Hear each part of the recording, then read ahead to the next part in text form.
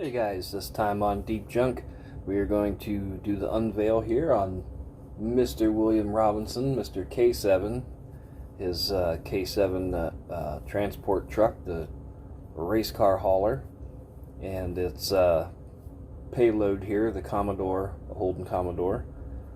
Looks like he's all ready to go to Australia and burn up some rubber at the summer gnats. To get here, where we're at now, all finished up. Let me take you back in time just a little bit. We had already seen in part one where the truck was stripped down and some of the challenges we had on the body, the bedsides and such. So let's go back and take a look at the paint job before clear and what was going on. Alrighty guys, we are going to get in here and get paint job number 5 underway. Yeah. The first paint job was dirt galore, just all kinds of it, and I don't know where it come from. The second one, it's going to be a brown with metallic in it. We had a metallic sag, and it was right in here. It was pooling up, and I do give it a, first two times are actually real light coats. The paint is practically drying before it hits the the body, but it in the wet coats it sagged right there.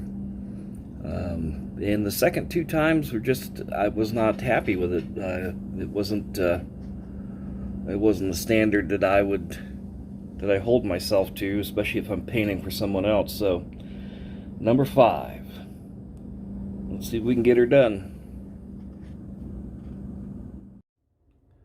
Alrighty guys, moving along on the K-7. I had a couple little features here that we'll show you. And I think the nod this truck is going to give a vibe of late 60s, early 70s. And then we could, by the steering wheel, we've already shown little nod there, and with the gold flake, and that plays well with the tan on the seats, the insets there, and the brown of the body, root beer of the body.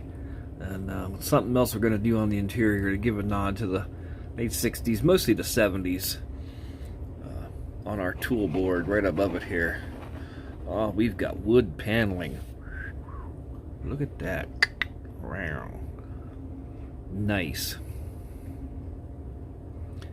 So we've got that going on the inside. Looks just like home. And on the body, we were wanting to do some lettering on the side. I've given a couple tries with doing my own decals, and I've got some more work to do. It's not really gonna pan out and be very good on this, and I want this to look good, so I grabbed a paintbrush and just had a wild idea, and that looks something like this.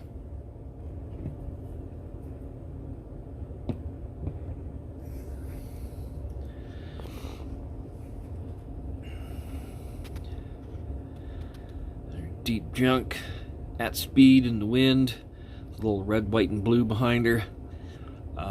This is not clear coated yet. It's all going to be buried in clear. The whole truck. Did a couple other things on it, but it's now ready for clear.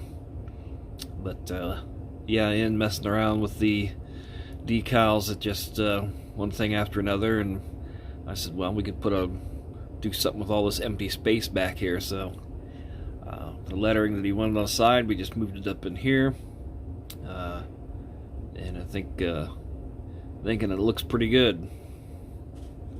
So stay tuned.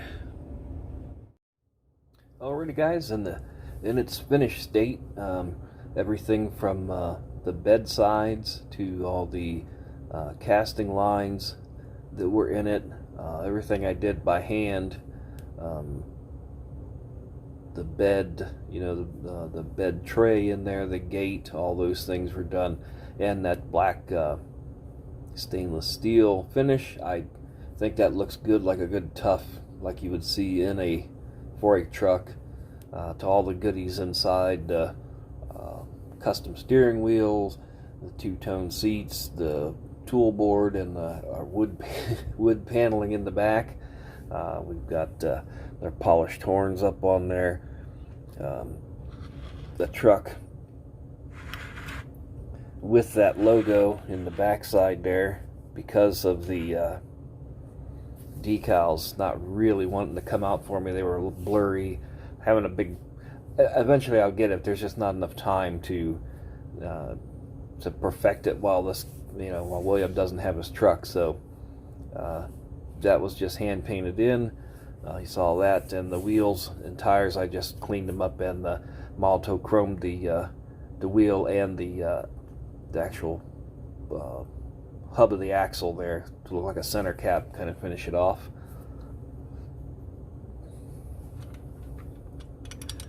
And our gate. Naturally, the tail lights and exhaust tips out the back. Got that same black stainless paint underneath. And it's just a real nice, I mean, even with the problems that I had in building it, getting wheels and tires, which never did happen, to messing around with decals forever and a day, it was still fun. I do not want to hand something back to a customer or a friend that doesn't look right to me, and this one just didn't look right as it was with the other paint, and I'm glad that I did it 5 times, because this time, this way it meets a standard that I just don't want to hand crap back to people. So we will get this in a nice safe package here and get it shipped back to William, where he can put it in his collection of other trucks.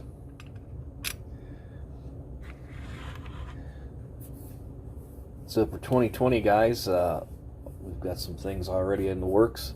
We're going to start the new year off with a 66 Nova. I'd like to thank everyone. It wasn't even a first full year, but 2019, when I started the channel, all the nice people, the subscribers and the builders alike.